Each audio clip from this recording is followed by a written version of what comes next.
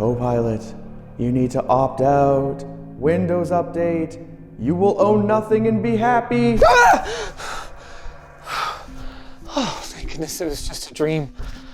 For a second there, I thought Windows really was getting worse. It wasn't a dream. Sorry, I was just scared for my privacy. I didn't want to sleep in my own bed anymore. What are you doing here? I heard that Linus was gonna save us. Linux, Elijah, not Linus. He does have a valid concern though. With Microsoft adding more and more bloat that negatively impacts the user experience and user privacy on Windows, more people than ever are asking themselves, what can I do? Well, there's those Windows debloating scripts, but those aren't quite the silver bullet that they're made out to be. And there is Mac, but that's not a great solution for gamers. That is where Linux comes in. As the rest of the world enshittifies, thanks to the incredible open source community and corporate sponsors like Valve, Linux just keeps getting better. And I think it's high time that I try once again to make the switch.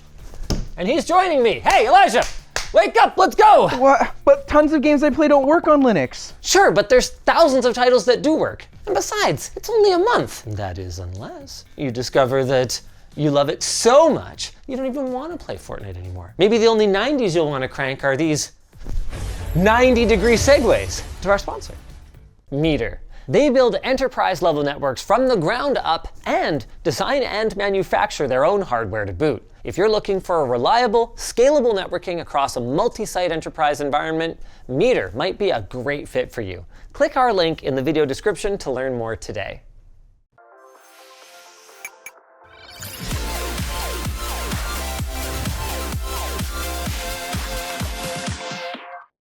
The first and possibly biggest hurdle when it comes to embracing that open source life is the overwhelming number of options. Now, for some folks, the idea of having so many choices, each catering to a specific user or use case, is amazing. And it is, especially if you love to tinker. But for everyone else, choice paralysis is a real thing, and with literally dozens of viable options for Linux distros, not to mention the social pressure that comes from picking the wrong one, it can be a major turnoff. Last time we did this, over 4 years ago, I called out how terrible these listicle sites are, and so did many others in the Linux community. And right out of the gate, These are just terrible options. I don't expect much from this article. Let's have a look and see if they've improved. Oh, XDA's article is from less than a month ago though. And of course, the very first one is one I haven't even heard of. Nobara Linux, built on Fedora, quality of life tweaks, controller support out of the box, PopOS, Fedora is on here, OpenSUSE Tumbleweed, CatchyOS, this I've heard of, EndeavourOS, Ubuntu. Good Lord, you've hardly narrowed it down, bud. Fedora KDE. Straight up, that's it. No pros and cons of anything else, just go for it. Unless you're going handheld, then Bazite. I'd really like a distro I can use across all my devices though, so that's AMD, NVIDIA, handheld, and desktop. We'll see if that happens. PopOS is the easiest. There's shockingly little overlap on these. I'm on my 4th article now, and 3 of the 6 options are ones that I haven't seen yet. HoloISO, Garuda Linux, and Manjaro. Of course, Googling the answer is basically boomer behavior now. If I wanted to do my thing and I want to role play as a typical tech-interested gamer who's looking to make the switch, I gotta fire up ChatGPT and see what OpenAI has to say on the subject. Giving it an essay there? Well, I'm giving it as much information as I feel it needs to give me a good recommendation. I want to make the switch to Linux. I have a variety of PCs, each with different needs, and ideally I could find a distro that works for all of them. Recommendation number 1, PopOS. Ubuntu LTS with game mode. Maybe not the greatest recommendation if it doesn't know what hardware I'm using. Right there, cons. You have to manually install drivers sometimes. Manjaro comes up again. Fedora starts giving me a whole how-to for some of the systems. Tips for smooth multi-machine use. Use a single desktop environment and the same one across different machines. Bottom line, PopOS. I don't know if I'm sure about that. Kind of got burned by them last time. My approach was to go to Reddit, and I wanted to find someone that fit a similar profile as me. And I just basically searched for what got the most updates. But when I narrowed it down to gaming distros, there was really only a handful that were commonly recommended to me these days. Manjaro, Chimera OS, CachyOS, Bazzite, and pop!_OS. If your preferred flavor wasn't on that list, I promise it doesn't mean that it's bad. It just means that I didn't come across many recommendations for it. So let's talk about the pros and the cons of those 5. Chimera OS is cool, but seems to prioritize being more of a console-like experience, which is not really what I'm going for. And the same goes for SteamOS. I mean, it's still the one that I think is most likely to usher in the year of the Linux desktop, and Valve has promised to continue chipping away at the desktop experience, but it's still very much big picture first. Not to mention that the limited hardware support is going to be a challenge for, 90% of desktop users, including my downstairs PC, which I'm also migrating this time to ensure that my immersion is complete. For Manjaro and CachyOS, both based on Arch by the way, Manjaro's been around for several years at this point, meaning there's tons of documentation online, or other independent YouTubers have made videos and guides. It would make hopefully getting things working nice and easy. CachyOS is relatively new, but because it's new, it kind of has the same thing. Tons of people are covering it and making guides online about using it. Both of those could be a bonus for helping me get through this month. Like I mentioned before, Pop!OS screwed me over pretty good last time. Though,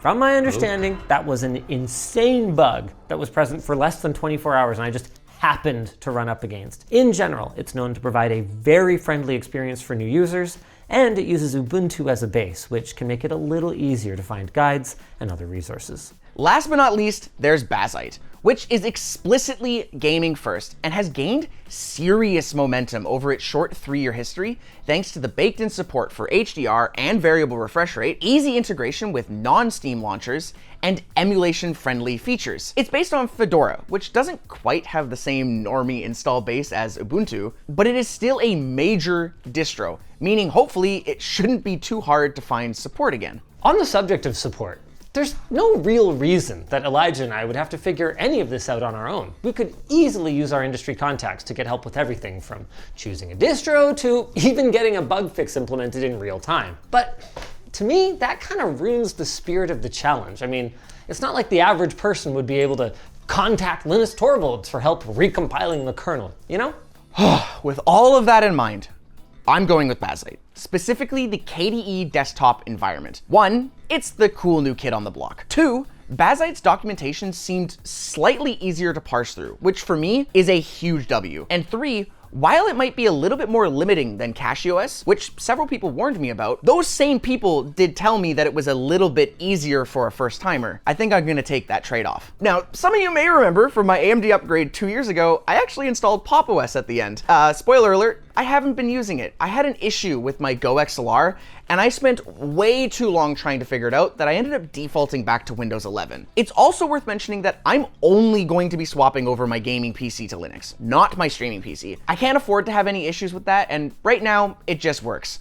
And besides, all I hit is go live anyways. But who knows, if this goes well, maybe I'll be considering swapping that one over. I, on the other hand, will be converting all of my PCs, which means that I need something that's compatible with both GeForce and Radeon GPUs. I will be converting all of my PCs to, yeah, that's where the script ends.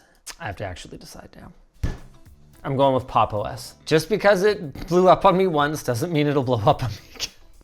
I'm gonna follow ChatGPT's recommendation here. I'm gonna start with one machine, get everything going the way that I want it, and then assuming that that goes well, I'm gonna stick with Pop!OS. Okay, so who nailed this? ChatGPT got the way I was already leaning. Pop!OS was the first recommendation from InterServer, whatever this is. NVIDIA drivers handled cleanly. Okay, Pop!OS.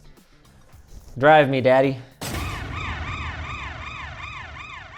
What, you guys started without me? My side of this challenge probably won't be quite as bad as Linus's, since I've been using Arch on my laptop for a while now, by the way, and I've gotten pretty comfortable with it. That being said, my use case on my laptop is fairly limited, so this is an expansion forward. I'm in, and I'm going with CachyOS. The whole reason why I've been running Arch on my laptop was to try to demystify and defang the scary experience of Linux for some people, because I wanted to show, like, look, I'm gonna put very little effort into this, to be completely honest, and I expect it's mostly gonna go okay. But the reason for that was because my experience was limited mostly to a browser. So I kind of want to continue the Arch experiments, but in a way that the community is mostly flagging right now as better for gaming, which is going the cachy direction. I still love Linux Mint, still use it in a couple spots here or there, just because I find it so easy to get set up and going. But I know there was some comments under last challenge about my choice of Linux Mint on oh, it's not as updated as other things, or blah, blah, blah, blah, blah, blah, because the Linux community loves to just scream about stuff all the time. I wouldn't dissuade you from choosing it. I'm just kind of doing an experiment thing with Arch and enjoying it right now. So I'm gonna continue on to HexOS and hopefully it goes fine. It is 8:03 and I am just about to start my Bazite installation. Here we go. Insert. Oh wait, crap, I gotta put the SSD in. But hey, you guys like my new server rack? Ah, it's pretty cool. And Linus made fun of me saying I'd never see it again in the server rack case. Now, some of you might actually ask why I'm ripping out both of my drives in my computer, when Windows is probably only installed on one. Well, one thing I won't miss about Windows is there's this really weird bug. Sometimes when you rip out one drive, after you've installed it with two in it, it will show up in the boot option in the BIOS, but it will just fail to boot. I don't know how that is still a bug on Windows 11, but hey, I won't have to deal with that with Bazite, hopefully. I have HexOS on this flash drive ready to go, but I ran into a problem. My motherboard has an M.2 slot here, an M.2 slot here, here, and here, but I didn't build my system. I don't know where my current drive is installed. It should be installed here, but it was built by Linus's kid, so I have no idea. And my problem is, that's my system. This is the Bulbasaur PC, right? Getting to the M.2s behind this GPU is gonna be insane. Doing that without completely destroying my computer is not really possible. So hopefully I can remove this one little strip and there's no drive there and everything will be fine. But if there is a drive there, I'm screwed. For no reason other than that I'm a sucker for punishment, I've decided to do my upgrade to Pop! OS here at Whale Land. I just gotta unplug my boot drive. I treated myself to an Optane drive a little while back. And I just gotta disable Secure Boot, and then hopefully this is gonna be completely painless and I'll be gaming in 15 minutes.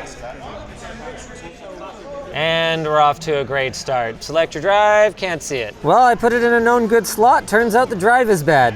Why are these challenges always cursed? Downside of a multi-monitor setup, this is my primary monitor, so we're trying to boot into the BIOS right now. So we're gonna go into Fedora. Verifying shim sbait date failed. Something has gone seriously wrong. I've done nothing. Okay, I think I saw something related to Secure Boot. It is enabled. I'm gonna try disabling it. This OS version workstation, it's past its end of life date. What? I downloaded it fresh from Bazite's website today. That's a scary warning. So I did take this drive from the office. I wonder if that's why it's showing up as LTT. Maybe I did happen to grab a drive from work that had Fedora. I won't mark that against Bazite then. That was 100% on me. Okay, we're booting up again. Hey, there we go. Okay, Bazite. Yes, we want to go into live ISO just so I can do the install. Hey, there you go, little Bazite logo. Oh, this monitor lit up. Hey, there we go. Welcome to the live ISO for Bazite. How would you like to install? Oh yeah, so the drive I did grab had Fedora on it. I wonder if this was the drive I used in the Linus Torvalds video. Erase data and install. I will say, I think the default background's really pretty. I might actually keep that. Kind of matches the keyboard colors, you know? While I'm waiting for an install, I may as well do a merch plug. LTTstore.com. Oh God, I punched my other camera. LTTstore.com. All right, no drive under there. You can see an empty slot. They didn't decorate over the screws. W Linus's kids. Gamer time. Welcome to HexOS. I used Rufus to flash my drive. I got the M.2 installed, and now we're here. So far, the hardest part was getting it to boot to the flash drive. I've been super interested in trying Hyperland, but I think I'm gonna keep that for maybe something on my laptop or something that I'm more happy to just play with. I'm gonna try to keep pretty much everything the same as what I'm used to except for HexOS and just see how it goes. You know what? Calling an audible. Let's give it a shot.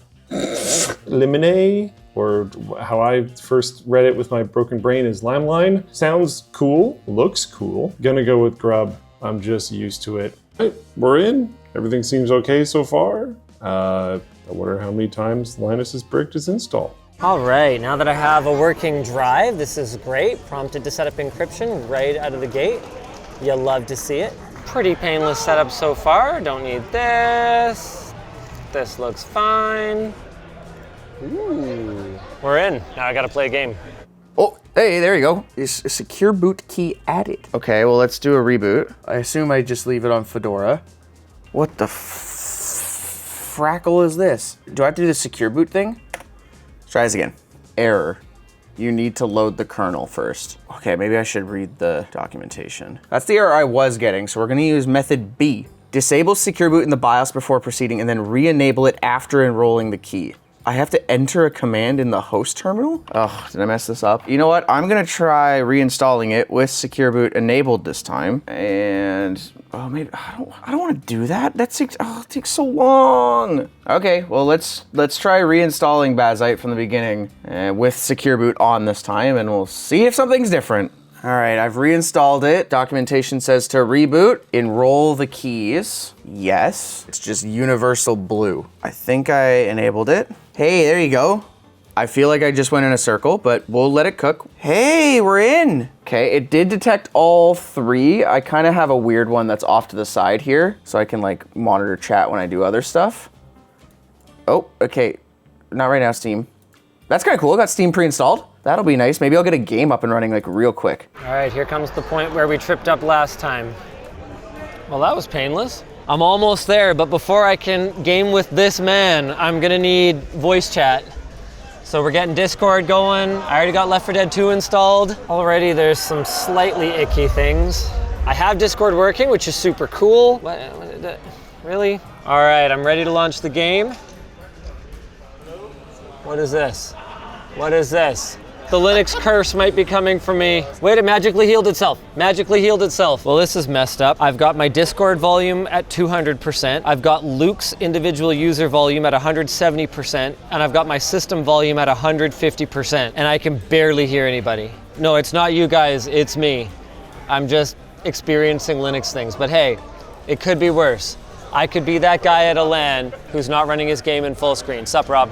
All right, just rebooted and no game volume whatsoever. What about like a YouTube video? Okay, that's loud. That's loud, that's a good sign. That is so bizarre. Okay, let's see if Discord is solved. If Discord's solved, we're good. And then Discord maybe just magically healed itself. What's up, gamers? Oh, we're good. So did your audio just require a restart? It's complicated. My system was set to like spit if out, so obviously that was why I was getting no audio in game, but that doesn't explain why I was getting extremely low audio in Discord. Yeah, that's strange. It's that problem of like, why isn't this working? And then why is this working? It's like, what? Yeah, I'd rather have why isn't it working than why is it working. Oh, whoa, why did that change it? Do you see that? Since I have a dual PC set up in my server rack, this is my streaming PC that records. I was actually getting ready to record and it's not quite scaled correct. Like you can see I'm missing like half my taskbar. That was not a scaling thing. This monitor is not 4K, so I'm a little confused on why it's showing 4K as an option. I do normally set to 120 Hertz though. Well, it made everything, oh, whoa, why did that change it? Do you see that? It's scaled properly, but you know what scaled it properly is adjusting the frame rate. If I go to 140 on my OBS capture, it's not scaled right. But if I change it to 120 and apply it, now it's scaled appropriately. Like my scaling is the same, my resolution's the same. Now that I've got these displays configured, Steam looked like it was already installing, so let's double check that. Dude, are we gonna get a game going like that? I know it's not compatible. I'm still gonna download it because I want to try it. I won't blame any Bazite or Linux for it not working, but it's one of my go-to games right now. I need to test if PUBG is gonna work. Do I need to enable the Proton compatibility later? Hey, it's enabled right away. Oh yeah, look, it like installed it right here. I guess while that's installing, maybe I can get some other apps going here. Discord. Hey, there it is. Oh, Discord is high risk. This app uses legacy X11 windowing system, which allows it to record all keystrokes, captures. It also has access to the internet, meaning it could send your data to outside parties. Ooh, this is very timely. Well, I need Discord, so I'm installing it. That warning, as scary as it probably seems to a lot of people, I think it is kind of a cool thing that they're letting you know that it might be risky. So if you're a non-experienced user going to download something, it could give you a heads up like, whoa, just so you're aware. For Discord, we already know they're stealing all our data anyways. I don't know. Whoa, you can download Edge? Holy cow, you gotta be a psychopath. High risk. So let's go through audio while everything's installing really quick. It's showing up is huge. I hear the mic is going directly to the Rodecaster and the Rodecaster should just pass out. Hey, it's being detected. Wow, that was really fast, really? I'm gonna call my wife really quick. Hello. Yes, I can hear you. I didn't have to configure anything. That's a lot easier than I thought it was going to be, but hey, the fact that I didn't have to troubleshoot it makes me very happy. Just installed it, instantly installed OBS. I had to restart my Rodecaster, but then it worked immediately. We'll see if the audio is fine. Seems like the audio was fine. Off to bigger and better things. So I'm gonna get Teams installed here because I need to do a work call. Well, the Teams call went fine, sort of.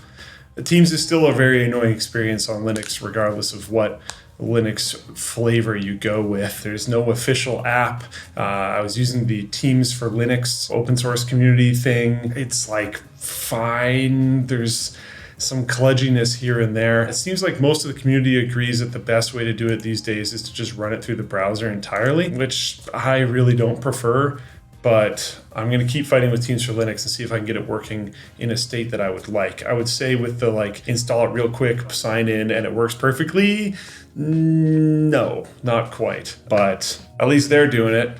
Not like Microsoft supporting it, so I appreciate the effort. Another thing that I would say is that gaming has been perfectly fine so far. Huzzah! Slay the Spire is working no problem. Gaming so far going okay.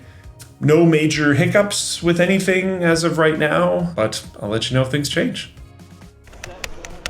Well, Control-Alt-Delete doesn't do anything. Alt-Tab allows me to switch to things, but my mouse is not there. Like I'm hearing like like in my ears. This is so awesome. I managed to play a game for 20 seconds. I must just be cursed. I have to be cursed at this point. Okay, I managed to find this. I'm gonna try to end the process, Half-Life 2, I think. Is this, hello, delete? Is that not gonna work? That's not gonna do anything? Yeah, I have 7 people waiting for me because I'm a special Linux snowflake right now. I don't understand why trying to do the most basicest of things, launch a Valve game on a fresh install, manages to be like this. I'm even on AMD, guys. I'm on AMD. I'm going back to Windows for now because this is just, it's not acceptable. I have to be able to play the game right now. Okay, the last thing now, I think I'm just gonna game. Ooh, it's got a borked rating. As of 2 weeks ago, someone said it's borked. So, yikes. I won't blame any Bazite or Linux for it not working. Judging by how long it's taking, that's not a good sign. A month without PUBG. Okay, well, let's launch Balatro. Hey, there we go.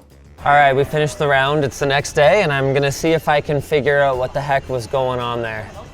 Off to a great start. Closing the gap. All right, I'm just playing single player now. Let's see how this goes. All right, this is how far I made it last time. Now you are playing with power. I just gotta Try running it in Vulkan. Unfortunately, there's no in-game setting for it, but apparently this will do the trick. Like you gotta break through this wall. And there it is, that was the fix. Not complicated, but definitely frustrating when you consider that this is a first-party Valve title and the bugginess is so immediately apparent when you try to play the game. And there's also apparently been an issue since at least July of last year. To be clear, none of this is meant to discount the experiences that other people have. It's just to also acknowledge that not everybody has such a seamless experience. With Left 4 Dead solved, our next challenge is going to be Helldivers 2. We're going to be playing with the VIPs. I've never played before, so I'm finding so much weird stuff, dude. It turned into 2 black windows that then turned into this. Oh, whoa, check this out. Why am I cursed like this? Opening cinematic played okay, and this looks promising other than the weird white line that I have at the left and top for some reason. Is the mouse supposed to do anything? It's supposed to do something. Hold on, here's an idea. Okay, so look up, we can rebind that. Let's go left click. Okay. Hey, controller works. I guess I'm gaming on a controller, boys. So I'm gonna install Dolphin. Oh wait, Dolphin's the name of their, the file manager, right? Oh, speaking of files, I should try to mount my network share. So network, shared folders, SMB. Oh dude, is it gonna find it for me? Whoa, it found it for me. Hell yeah. Add, can I pin them to the side? Oh, I can. Oh, that's kind of nice. That was really easy to mount my network share. And these are SMB, set as default app. Hey, there you go. Hey, I set VLC as a default app. I'm feeling pretty decent right now. I have my audio working. I have a game running. I have my SMB share mounted.